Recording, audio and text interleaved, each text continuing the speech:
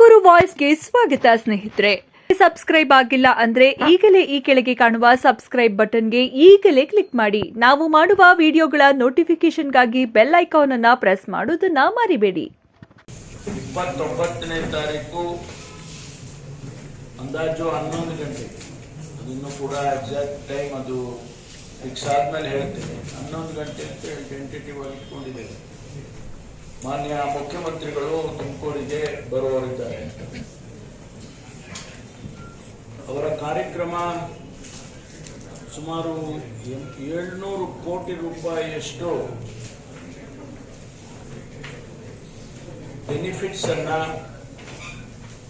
ಸರ್ಕಾರದ ವತಿಯಿಂದ ಕೊಡ್ತಕ್ಕಂಥ ಕಾರ್ಯಕ್ರಮ. ಅದರಲ್ಲಿ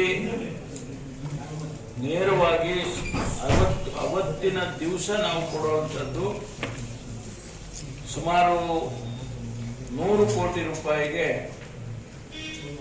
ಅಲ್ಲಿ ನಾವು ಬೆನಿಫಿಟ್ಸ್ ಅನ್ನ ಅಲ್ಲೇ ಸ್ಪಾಟ್ ಅಲ್ಲಿ ಕೊಡ್ತೇವೆ.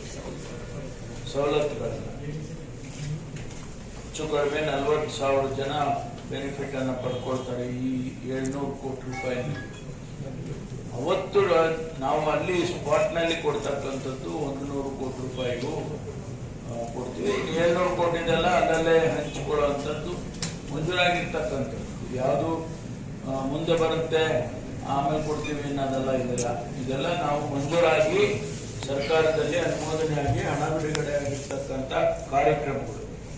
ಹಾಗಾಗಿ ತುಮಕೂರಿಗೆ ಒಂದು ಹೊಸ ರೂಪವನ್ನ ಕೊಡಬೇಕು ತುಮಕೂರು ಜಿಲ್ಲೆಗೆ ಅಂತೇಳಿ ಈ ಕಾರ್ಯಕ್ರಮವನ್ನ ನಾವು ಆಯೋಜನೆ ಮಾಡಿದ್ದೇವೆ.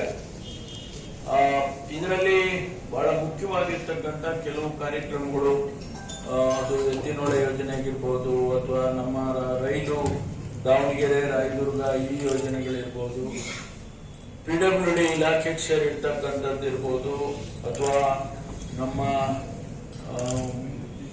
ಜಿಲ್ಲಾ ಪಂಚಾಯಿತಿ ಇಲಾಖೆಗೆ ಸೇರಿರ್ತಕ್ಕಂಥದ್ದು ಹೆಚ್ಚು, ಅದರಲ್ಲಿ ರೆವಿನ್ಯೂ ಇಲಾಖೆಗೆ ಸೇರಿರ್ತಕ್ಕಂಥದ್ದು ಕೂಡ ಸೇರಿದೆ. ಇದೆಲ್ಲ ನಾವು ಕಳೆದ 7 ತಿಂಗಳಲ್ಲಿ ಹೊಸ ಸರ್ಕಾರ ಬಂದ ಮೇಲೆ ಮಂಜೂರು ಮಾಡಿ ಕಳೆದ ಬಜೆಟರಿ ಅಲೋಕೇಶನ್ಸ್ ಏನಿತ್ತು ಅದನ್ನು ಸೇರಿಕೊಂಡು ಕೆಲವು ಕೇಂದ್ರ ಸರ್ಕಾರ ರಾಜ್ಯ ಸರ್ಕಾರ ಎರಡೂ ಸೇರಿ ಕೊಟ್ಟು ಮಾಡಿರ್ತಕ್ಕಂಥ ಕಾರ್ಯಕ್ರಮಗಳು, ಇವುಗಳ ಬೆನಿಫಿಟ್ಸ್ಗಳು, ಇವನ್ನೆಲ್ಲ ನಾವು ಇವತ್ತು ಹಂಚತಕ್ಕಂಥ ಕೆಲಸ ಮಾಡ್ತೀವಿ. ಹಿಂದೆ ನಾವು ಕೊಟ್ಟಿರ್ತಕ್ಕಂಥ ಬೆನಿಫಿಟ್ಸ್ಗಳು ಕಾರ್ಯಕ್ರಮಗಳು ಅನುಷ್ಠಾನ ಕಂಪ್ಲೀಟ್ ಆಗಬೇಕು. ಅದಕ್ಕಾಗಿ ನಾವು ಈ ಕ್ರಮವನ್ನ ತಗೊಳ್ತಾ ಇದ್ದೇವೆ. ಎಲ್ಲ ಬೆನಿಫಿಟ್ಸ್ಗಳು ಜನಗಳಿಗೆ ಈ ವರ್ಷದ ಯೋಜನೆಗಳು ತಲುಪಬೇಕು. ಯಾಕೆಂದ್ರೆ ಮುಂದೆ ಹೊಸದಾಗಿ ಬರುತ್ತೆ. ಅದರ ಅಷ್ಟು ಹೊಸದಾಗಿ ಬರುವಾಗ ಹಳೆದನ್ನು ಹಂಗೆ ಇಟ್ಕೊಂಡು ಕೂತಿದ್ರೆ ಆಗೋದಿಲ್ಲ. ಅದಕ್ಕಾಗಿ ನಾನು ಮತ್ತು ರಾಜಣ್ಣ ಅವರು ಕೂತ್ಕೊಂಡು ಇದನ್ನು ಮಾತಾಡಿ ನಾವು ತೀರ್ಮಾನ ಮಾಡಿದ್ದು ಮುಖ್ಯಮಂತ್ರಿಗಳನ್ನ ಕರ್ಕೊಂಡು ಬಂದು ಈ ಕಾರ್ಯಕ್ರಮ ಮಾಡಬೇಕು ಅಂತೇಳಿ. ಇದರ ಜೊತೆಗೆ ಇನ್ನು ಹೊಸದಾಗಿ ಏನಾದರೂ ಕೂಡ ನಮ್ಮ ಬೇಡಿಕೆ ತುಮಕೂರು ಜಿಲ್ಲೆಗೆ ಇರ್ತಕ್ಕಂಥದ್ದನ್ನ ಅವತ್ತಿನ ದಿವಸ ನಾವು ನಮ್ಮ ಜಿಲ್ಲೆಯ ಎಲ್ಲ ಶಾಸಕರು ನಾವೆಲ್ಲರೂ ಕೂಡ ಮಾತನಾಡಿಕೊಂಡು ಮುಖ್ಯಮಂತ್ರಿಗಳ ಗಮನಕ್ಕೆ ಅವರ ಬೇಡಿಕೆಯನ್ನ ನಾವು ಜಿಲ್ಲೆಯಿಂದ ಇಡ್ತೇವೆ. ಅದೇನು ಅನ್ನೋದನ್ನ ಅವತ್ತಿಗೆ ಹೇಳ್ತೀವಿ, ಇವತ್ತು ಹೇಳೋದಿಲ್ಲ. ಜಿಲ್ಲೆಯ ಅಭಿವೃದ್ಧಿ ದೃಷ್ಟಿಯಿಂದ ಇಡ್ತೇವೆ. ಈಗಾಗಲೇ ನಮ್ಮ ಜಿಲ್ಲೆಯಲ್ಲಿ ಒಂದು ಅಂತಾರಾಷ್ಟ್ರೀಯ ವಿಮಾನ ನಿಲ್ದಾಣ ಆಗಬೇಕು ಅಂತೇಳಿ ಒಂದು ಪ್ರಸ್ತಾವನೆ ಹಿಂದೆ ಜಿಲ್ಲಾ ನಮ್ಮ ಇಂಡಸ್ಟ್ರಿ ಮಿನಿಸ್ಟರ್ ನಿರಾಣಿ ಅವರಿದ್ದಂಥ ಸಂದರ್ಭದಲ್ಲಿ ಅವರು ಹೇಳಿದರು. ಅದಕ್ಕೆ ನಾವು ಒಂದು ಎಷ್ಟು ಜಮೀನು ಬೇಕಾಗ್ತದೆ ಅನ್ನೋದನ್ನ ಒಂದು ಅಂದಾಜು ಮಾಡಿ ಸುಮಾರು 8,000 ಎಕರೆ ಭೂಮಿಯನ್ನ 3-4 ತಾಲೂಕಿನಲ್ಲಿ ಬರ್ತಕ್ಕಂಥ ಭೂಮಿಯನ್ನ ಒಂದು ಅಂದಾಜು ಮಾಡಿ ಈಗಾಗಲೇ KIDBಗೆ ಕಳಿಸ್ಕೊಟ್ಟಿದ್ದಾರೆ. ಇನ್ಫ್ರಾಸ್ಟ್ರಕ್ಚರ್ ಡಿಪಾರ್ಟ್ಮೆಂಟ್ ಏನಿದೆ, KDD ಅಂತ ಹೇಳಿ ಕರೀತಾರೆ, ಅವರು ಆ ಇಲಾಖೆಗೆ ಹೋಗಿದೆ. ಅವರು ತೀರ್ಮಾನ ತಗೋಬೇಕು. ಒಂದು ಏನು ಅಂತ ಹೇಳಿದ್ರೆ, ಡೆಲ್ಲಿನಲ್ಲಿ, ಮುಂಬೈನಲ್ಲಿ, ಕಲ್ಕತ್ತಾದಲ್ಲಿ, ಈ ಮೆಟ್ರೋಪಾಲಿಟನ್ ಸಿಟೀಸ್ಗಳಲ್ಲಿ 2 ವಿಮಾನ ನಿಲ್ದಾಣಗಳಾಗಬೇಕು ಅಂತೇಳಿ ಒಂದು ನಡೆದಿದೆ. ಅದರಂತೆ ಈಗಾಗಲೇ ಡೆಲ್ಲಿನಲ್ಲಿ, ಮುಂಬೈನಲ್ಲಿ ಮಾಡಿದ್ದಾರೆ. ಅದೇ ರೀತಿ ನಮ್ಮಲ್ಲಿ ಕೂಡ ಬೆಂಗಳೂರಿನಲ್ಲಿ ತುಂಬಾ ಹೆಚ್ಚಿನ ಸಂಖ್ಯೆಯಲ್ಲಿ ಪ್ರಯಾಣಿಕರು ಇವತ್ತು ಪ್ರವಾಸ ಮಾಡುತ್ತಿದ್ದಾರೆ. ಬೆಂಗಳೂರಲ್ಲಿ 10 ಮಿಲಿಯನ್ ಅಂದ್ರೆ 1 ಕೋಟಿ ಜನ ಪ್ರವಾಸ ಮಾಡ್ತಾ ಇದ್ದಾರೆ. ಅದು ಸಾಕಾಗ್ತಿಲ್ಲ ನಮಗೆ. ಅಲ್ಲಿ 2 ರನ್ವೇ ಮಾಡಿದ್ರು ಕೂಡ ಪ್ರತಿ 1 ನಿಮಿಷಕ್ಕೂ ಕೂಡ 1 ಪ್ಲೇನ್ ಟೇಕ್ ಆಫ್ ಆಗುತ್ತೆ, 1 ಪ್ಲೇನ್ ಲ್ಯಾಂಡ್ ಆಗುತ್ತೆ. ಆ ತರ ಪರಿಸ್ಥಿತಿ ಇದೆ. ಹಾಗಾಗಿ ಹೆಚ್ಚು ಅಲ್ಲಿ ಒತ್ತಡ ಇರೋದ್ರಿಂದ ಇನ್ನೊಂದು ಇಂಟರ್ನ್ಯಾಷನಲ್ ಏರ್ಪೋರ್ಟ್ ಮಾಡಬೇಕು ಅನ್ನುವಂತ ಒಂದು ಅಂದಾಜು ಅಗತ್ಯತೆ ಇದೆ ಅನ್ನೋದು.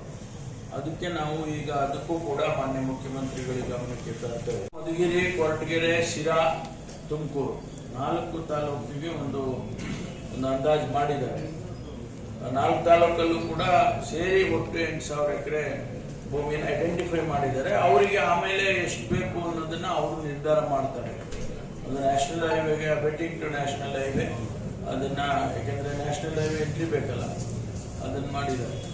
ನಮ್ಮ PWD ಇಲಾಖೆಗೆ ಸೇರಿದಂಥದ್ದು, ಆಮೇಲೆ ನಮ್ಮ ಕಾರ್ಪೊರೇಷನ್ ಅಂದ್ರೆ ನಗರ ಪಾಲಿಕೆಗೆ ಸೇರಿರ್ತಕ್ಕಂಥದ್ದು, KSRTC, ಈಗ ಬಸ್ ಸ್ಟ್ಯಾಂಡ್ ಕೂಡ ನಾವು ಉದ್ಘಾಟನೆ ಮಾಡಬೇಕು ಅಂತ ಹೇಳಿದ್ದೇವೆ. ಈ ರೀತಿ ಅದೆಲ್ಲ ಇದೆ, ಆಗಿದೆ. 90% ಆಗಿದೆ, 10% ಆಗ್ಬೇಕು.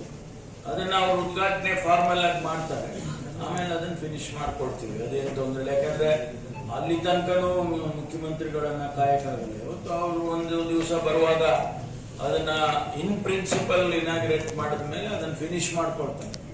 ನಾನು ಸ್ಪೋರ್ಟ್ಸ್ ಮಿನಿಸ್ಟರ್ ಹತ್ರ ನಾನು ಚರ್ಚೆ ಮಾಡಿದ್ದೇನೆ.